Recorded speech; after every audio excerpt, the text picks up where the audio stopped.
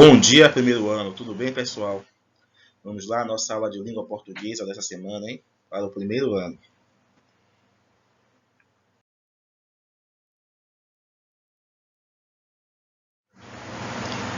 Hoje vamos dar continuidade ao assunto que nós iniciamos na aula anterior pelo Zoom. Hoje é variação linguística, parte 2. Vamos continuar a ver os tipos de variações que existem em nossa sociedade, no nosso país. E esse assunto se encontra na página 19 do módulo. Quem tiver o módulo já pode abrir aí para poder acompanhar a explicação e o desenvolvimento da aula. Quem não tem ou não terá, já decidiu que não vai comprar o módulo, tem que copiar esses conteúdos no caderno. Por quê? Porque esse assunto será cobrado em avaliação. Então você precisa ter por onde estudar para as avaliações, tá bom? Não esqueçam de mandar atividades até 11h40 para que eu possa colocar a presença de vocês e também para garantir um bom processual, tá bom? Então vamos lá para a nossa parte de explicação da aula, avaliação linguística, parte 2.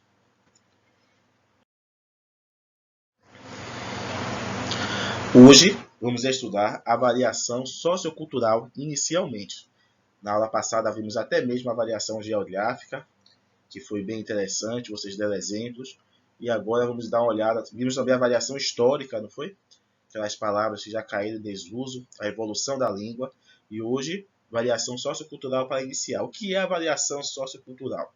Variação sociocultural da língua portuguesa está relacionada ao uso da língua por falantes, escolarizados e não escolarizados. Então, é a diferença do português, da língua portuguesa, de pessoas que tiveram acesso à escola, foram bem escolarizados, como vocês estão sendo, e aqueles que, por algum motivo, ou financeiro, ou social, ou por deslocamento, ou de sociedade, por isso que vem sociocultural, não puderam receber uma boa escolarização. Estudaram somente até a quinta, somente até a sexta série, ou nem sequer foram alfabetizados, tá bom? Então, existe uma diferença na linguagem, no português, entre as pessoas escolarizadas e não escolarizadas. Essa variação, essa mudança, é a variação sociocultural. Por exemplo, uma pessoa que não foi bem escolarizado pode falar a palavra iogurte, bicicleta, problema, 10 real. Isso a gente vê no nosso dia a dia, né? Porque em nosso bairro, em nossa região, para aqueles que são moradores da suburbana, nós encontramos diversas pessoas que realmente não receberam uma boa escolarização. Então, talvez num veículo, num ônibus ou no comércio popular, a gente se depare com algumas pronúncias inadequadas. Essas pronúncias inadequadas, conforme a gramática que nós aprendemos na escola, é um estudo da variação sociocultural. Principalmente essa questão aqui do 10 real, é a questão do plural, né? É muito comum o mau uso do plural, esquecer de colocar o plural, ou nem sequer saber utilizar o plural de todas as palavras. Então, essa é a variação sociocultural.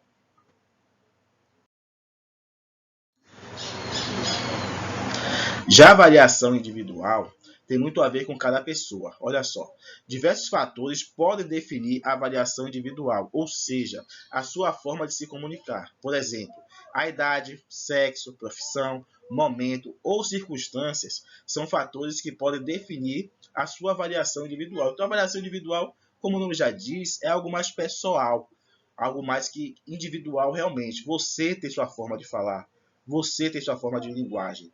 A sua idade hoje talvez lhe permita falar diversas coisas, gírias e outros costumes linguísticos que daqui a 5, 6, 10 anos você não vai falar, porque você já vai pertencer a uma outra avaliação. Talvez em questão do sexo, a linguagem de uma menina seja diferente da linguagem do menino. Talvez o menino use mais palavrões e as meninas não usem tantos palavrões. A depender da profissão que a pessoa pertence, ela também vai ter uma própria linguagem. O momento, o dia que você está, a situação de emprego, uma situação importante, aquela circunstância, faz com que você utilize uma variação diferente de sua linguagem. Eu coloquei aqui alguns exemplos em relação à profissão. Por exemplo, o advogado no dia a dia costuma usar um tipo de linguagem. Palavras como diligência, autos, despacho, réu, conciliação, doloso, culposo, entre outras, faz parte da variação individual do estudante de direito ou do advogado. Já o médico também faz parte, tem sua linguagem própria, e palavras como ressecção, punção, hiperemia, anestesia, toxemia fazem parte da linguagem dele. Mas para uma outra pessoa de uma outra profissão, essas palavras talvez gerem alguma dificuldade. Por quê? Porque essa linguagem aqui, essas palavras, fazem parte da avaliação individual da pessoa que é advogado ou da pessoa que é médico.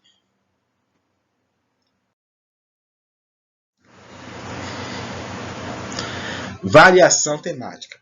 Essa variação se refere à diferença entre o português do cotidiano e o português técnico. Olha só, o português técnico. Em certas situações da linguagem, mesmo para falantes e ouvintes, escritores e leitores do português, quer dizer, mesmo para quem sabe a língua portuguesa, a sensação é de que a comunicação está sendo feita em outro idioma.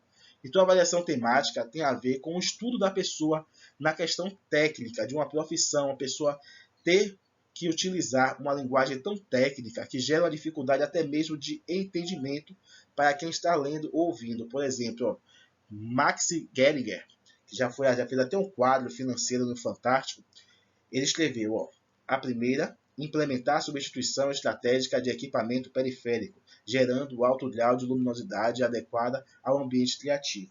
Isso significa lâmpada queimada do banheiro. Então essa linguagem aqui, por mais que seja a língua portuguesa, não faz sentido. A sensação de que a comunicação está sendo feita em outro idioma. Por quê? Porque é uma linguagem muito técnica, um português muito técnico, de uma área específica a qual ele pertence.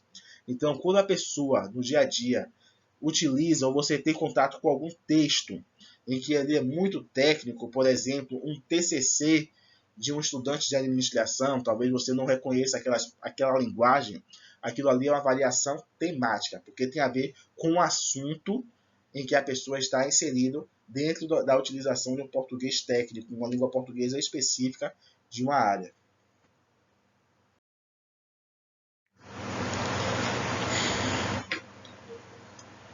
Vamos esclarecer agora o que significa língua culta, língua coloquial, idioma e dialeto. O que é uma língua culta? A língua culta é utilizada em situações em que é exigida a formalidade, onde não se admite desvio das regras gramaticais. Então, a língua culta tem a ver com o estudo da gramática. Aí envolve ortografia, envolve conhecimentos gramaticais, conhecimento de colocação pronominal, de regência, de concordância. É aquele português que não admite erros. Aquele português que obedece a todas as regras gramaticais. Por exemplo, você vai fazer uma redação. Quando você faz uma redação, você produz um texto, deve haver uma preocupação em não cometer erros. Naquele momento, você está buscando em você a sua língua culta. E como é que você sabe que você tem uma língua culta? Porque você frequenta a escola, você estuda a língua portuguesa. E ali você aprende onde é que se coloca um acento, onde é que se coloca uma vírgula. Então, a língua culta é aquela língua portuguesa que não admite falhas. É a língua portuguesa que busca-se a perfeição quanto às regras gramaticais. E essa você utiliza em momentos importantes, em momentos de formalidade. Já a língua coloquial é aquela mais espontânea, aquela natural, que você fala no seu dia a dia, que você fala entre amigos, que você fala em casa conversando com seus pais, em que você fica à vontade. É utilizar as situações informais e sem se ater, ou seja, sem se prender às regras impostas pela gramática normativa. Então, no nosso dia a dia, nós utilizamos a língua coloquial. Mas se você hoje for chamado para uma entrevista de emprego, diante da pessoa que vai te avaliar, você busca a sua língua culta, que é o seu português, que não admite regras, a sua melhor linguagem. Idioma ou língua, o que é?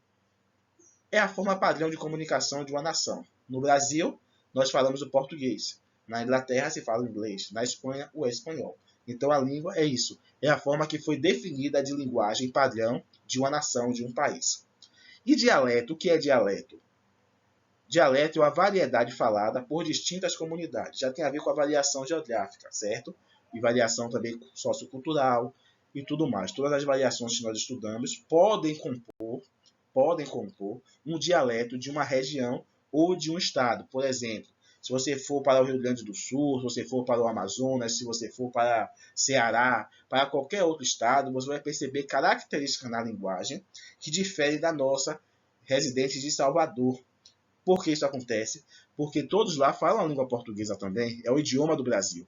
Porém, os dialetos são modificados. A cada região, a cada lugar, a cada estado, até mesmo cidades, você vai perceber uma forma diferente de linguagem, desculpem, que são os diferentes dialetos que existem em nosso território.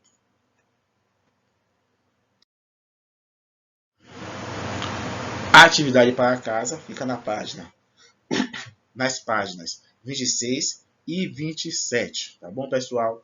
Se tiver ficado alguma dúvida aí, pergunta através do WhatsApp. Como eu já disse, o WhatsApp não é só para mandar atividade, é para tirar dúvidas também, tá bom? Aguardo a atividade de vocês e até amanhã com nossa aula de literatura. Tchau, tchau.